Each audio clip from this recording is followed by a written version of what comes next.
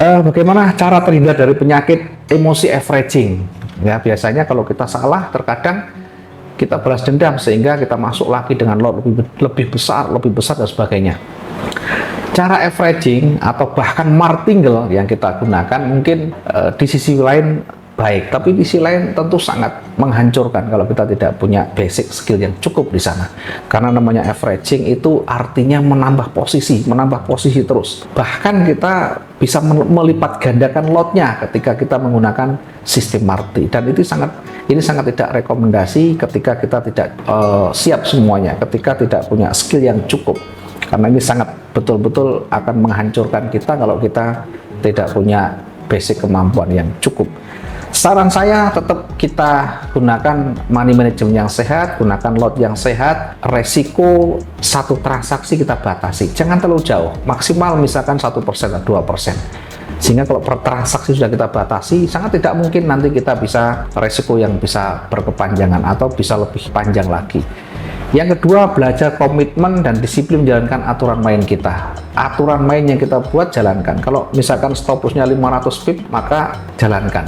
Suka atau tidak suka, sesuai atau tidak sesuai, ketika itu menjadi bagian dari sistem yang kita gunakan, aturan main yang kita buat, maka berusahalah untuk mengikuti, berusaha untuk komitmen menjalankannya, sehingga kita betul-betul terbentuk ya di dalam intuisi kita, bisa terbentuk dan kita bisa menjalankan sesuai dengan rel yang sudah kita buat. Ketika salah nanti kita perbaiki, ketika salah nanti kita koreksi, terus menerus begitu, sehingga betul-betul akan terbentuk mental yang kuat. Kemudian berikutnya ada pertanyaan ya, Pak, bagaimana mengatasi atau saat kita menggunakan real account ya, biasanya kita sulit untuk mempertahankan profitnya. Begitu kita menggunakan demo, terkadang kita biarkan, kita bisa lebih leluasa dan bahkan profitnya lebih besar lagi. Kenapa? Karena di dalam benak kita tidak meyakinkan atau tidak menganggap bahwa demo itu adalah latihan, sehingga menganggap remeh, menganggap enteng, sedangkan pakai yang kita gunakan real itu adalah betul-betul uang kita. Apalagi uang yang kita gunakan adalah uang panas atau uang pinjaman, uang investasi dan sebagainya, dan itu nanti akan sangat mempengaruhi dari psikologi kita. Apakah benar? Ya, mungkin ada sebagian pendapat ya, kalau real itu chartnya juga berbeda, kemudian kalau demo itu juga berbeda dibanding dengan real account. Pengalaman kita ya, kalau kita betul-betul mencoba untuk membandingkan, saya berpendapat tidak ada bedanya ya. Kalau kita menggunakan broker yang sama ya, kalaupun mungkin servernya berbeda, ada sedikit perbedaan, itu pun tidak terlalu mencolok, hanya mungkin kecil saja.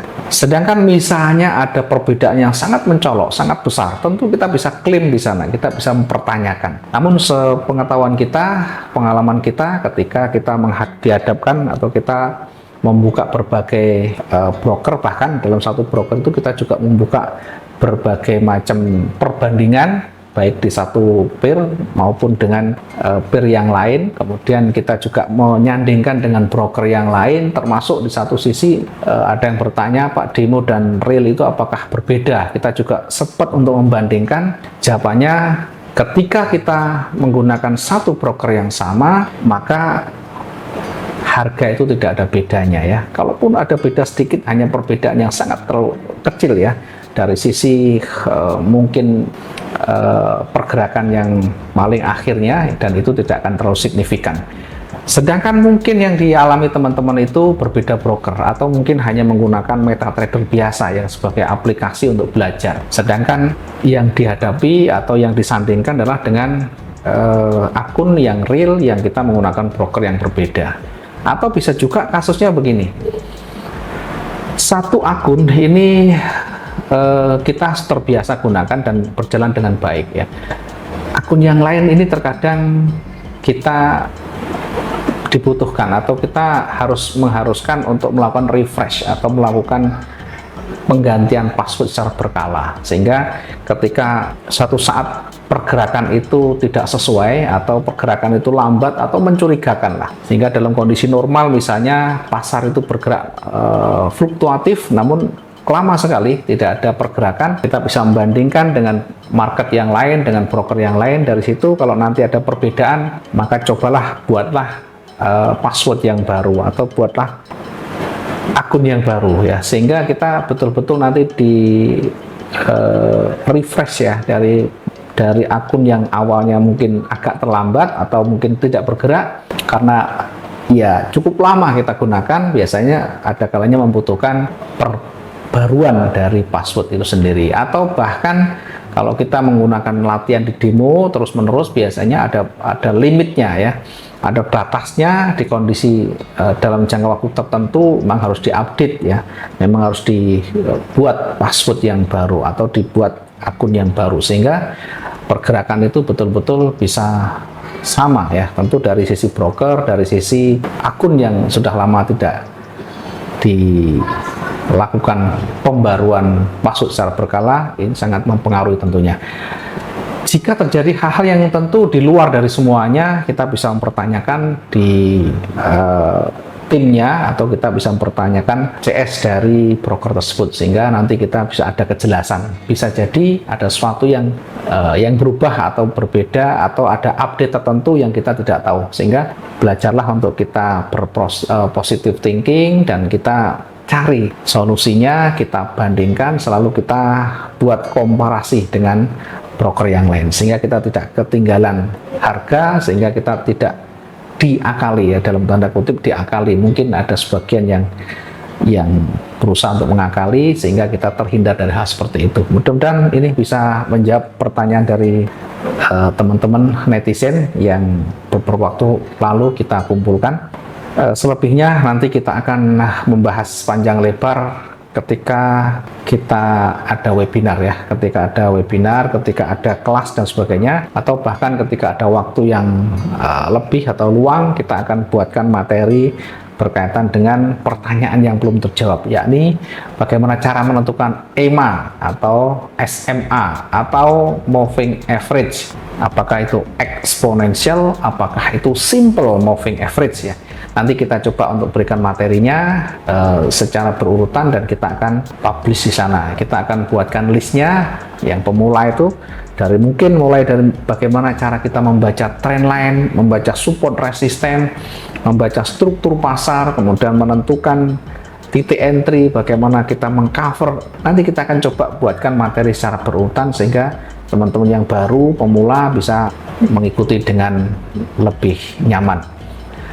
Kemudian ada lagi pertanyaan yang belum terjawab terkait dengan bagaimana penggunaan time frame ya, meskipun di materi-materi sebelumnya kita sudah banyak membahas ya terkait dengan time frame ya. Time frame ini sebenarnya relatif, time frame yang mana yang kita harus gunakan, di time frame yang valid yang mana biasa digunakan, tentu semuanya bergantung pada strategi yang kita gunakan, bergantung pada tipe trading yang kita ambil.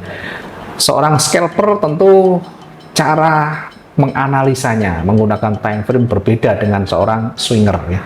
Semuanya sesuai dengan penggunaan ya, sesuai dengan peruntukannya. Kita mau menganalisa seberapa lama, kita mau jadikan strategi kita ini harian, mingguan, atau bahkan bulanan.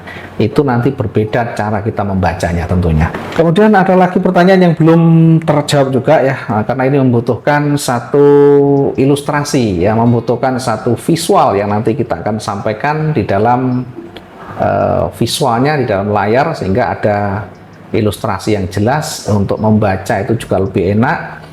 Untuk menentukan di mana letak titik entry-nya juga lebih enak.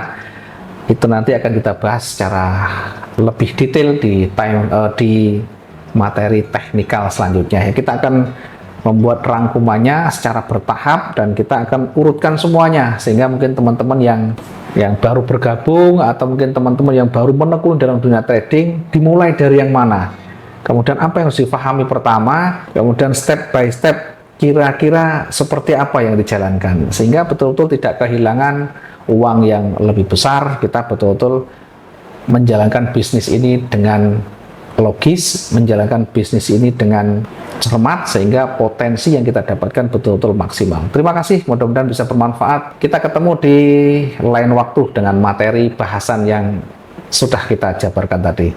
Terima kasih, selamat siang. Assalamualaikum warahmatullahi wabarakatuh. Salam profit dua arah.